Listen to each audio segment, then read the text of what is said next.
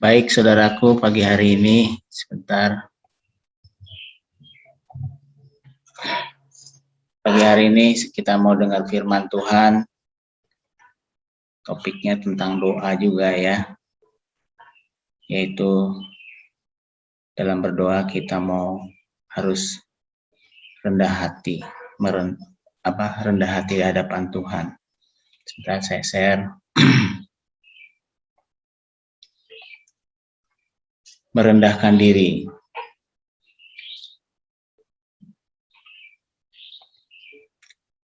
Jadi, saudaraku, lawan daripada rendah diri atau rendah hati, maksudnya di sini rendah diri atau rendah hati ya, lawannya adalah tinggi hati atau sombong gitu ya. Orang sombong adalah orang yang mencari kepentingannya sendiri atau pujian bagi dirinya sendiri. Jadi saudara simak akan apa yang saya katakan ya, supaya jangan salah paham.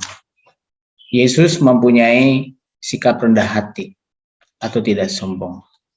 Tuhan Yesus telah merendahkan diri menjadi manusia. Yesus adalah Allah yang maha tinggi, merendahkan menjadi manusia, tapi ia tidak berdosa. Nasihat Tuhan atau nasihat firman Tuhan pagi hari ini adalah untuk kita merendahkan diri di dalam kita berdoa. Kalau kita baca ya di Filipi 4 ayat 2 ayat 1 sampai 4, dia berkata demikian, saudaraku. Jadi karena sebentar biar saya share aja. Kalau di share mungkin lebih ada yang mau saya tekankan di sini.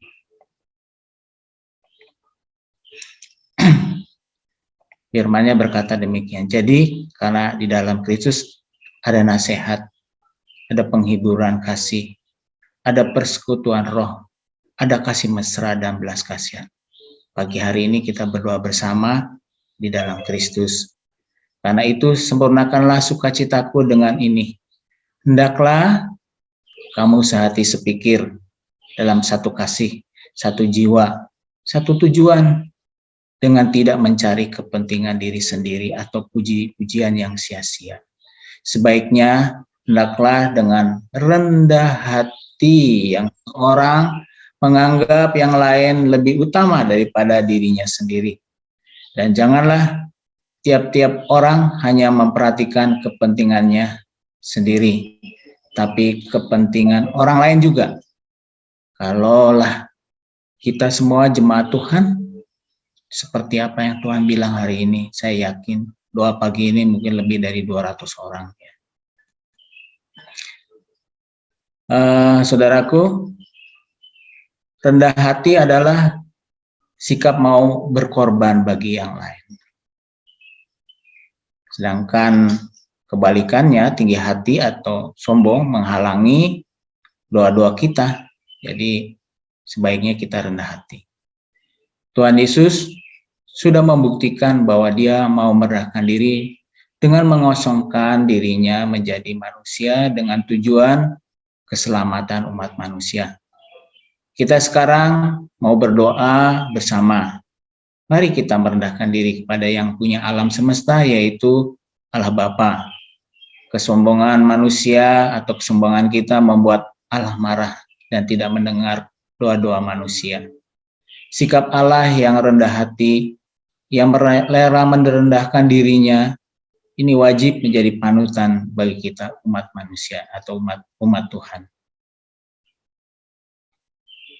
Ayat pamungkasnya kalau boleh saya bagikan hari ini adalah seperti ini, saudaraku, supaya kita sesuai dengan apa yang firman Tuhan katakan. Kita baca di 2 Tawarikh 7 ayat 13-14. Bila mana aku menutup langit sehingga tidak ada hujan, dan bila mana aku menyuruh belalang memakan habis hasil bumi, dan bila mana aku melepaskan penyakit sampar di antara umatku. Di antara umatku.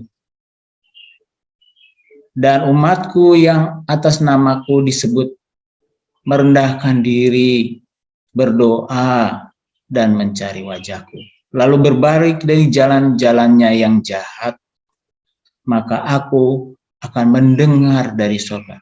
Maka aku akan mendengar dari surga dan mengampuni dosa mereka, serta memulihkan negeri mereka. Serta memulihkan negeri mereka. Firman Tuhan yang pagi hari ini mengajak kita untuk hidup merendahkan diri kepada Tuhan. Allah mengizinkan kesusahan bagi manusia sekarang, ya, yang hadir pada doa pagi hari ini, bagi Indonesia. Betapa mengerikan bencana yang sedang terjadi di India sekarang ini, saudara boleh tahu, dan diberhasil. Saya melihat mengerikan sekali sekarang. Indonesia berjaga-jaga atas kejadian itu dengan memberhentikan orang siapapun juga yang datang dari India. Belum lagi kita mendengar bangsa ini nggak kapok dengan korupsi. Baru saja ada pejabat KPK ditangkap, tak lama kemudian di Bandara Suta ditangkap juga karena oknum ini melepaskan orang yang seharusnya dikarantina karena baru datang dari India dengan menyogok 6,5 juta. Kelakuan manusia itu sangat mengerikan sekali di negeri ini, saudara. Dosa juga melanda gerejanya, sehingga Allah mengizinkan kesusahan itu datang atas manusia itu sendiri. Hari ini Allah merindukan kita umatnya mengalami pemulihan atas sakit, atas pemenuhan kebutuhan semua yang kita perlukan. Allah merindukan pemulihan itu terjadi atas kita, gerejanya, atas bangsa ini. Allah rindu memulihkan Indonesia. Kita diminta untuk berdoa dengan merendahkan diri, mencari wajahnya, dan juga bertobat dari kejahatan. Mari saudaraku, jangan pernah berhenti mencari wajahnya dengan tidak sombong. Allah pasti memulihkan bangsa kita. Allah pasti memulihkan rumah tangga kita. Allah pasti memulihkan gereja-gereja Tuhan. Allah pasti memulihkan perekonomian bangsa Indonesia, perekonomian kita, dan lainnya. Mari, saudaraku, kita berdoa dengan rendah hati. Kita cari wajahnya. Mari kita berdoa.